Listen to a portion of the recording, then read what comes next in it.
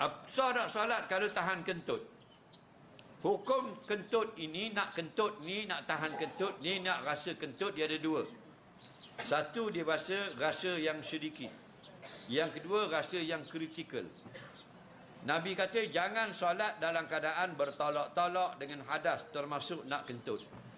Maknanya kata ulama, kalau kita semayang dan rasa sedikit nak kentut, sunat kita teruskan solat dan tahan kentut. Kalau kita sekarang semayang rasa macam nak kencing tapi sedikit, sunat kita teruskan solat dan tahan kencing. Kalau kita tengah semayang rasa nak berok sedikit, sunat kita teruskan semayang dan tahan berok. Tapi kalau kritikal, nak kentut sangat-sangat sampai faham lagi, maka sunat kita berhenti semayang dan pergi kentut, ambil wuduk, semayang semula. Kerana apa? Kerana firman Allah, akimi solata li zikri, dirikan solat supaya hatimu ingat kepada aku. Kalau mu masih duk ingat nak kentut, jadi solat kamu tidak berfungsi. Baik kentut dulu. Faham lagi?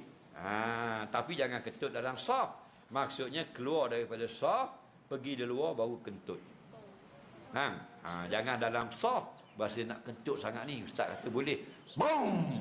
Kentut. Faham? 3 saf tergelak kat dia. Faham? Ataupun sambil berjalan dari saf dia kentut. Put kedepun kedepan kedepun berdebat berdebut bek. 5 orang yang dia lalu, 5 orang batal habis. Ketawa kat dia. Faham?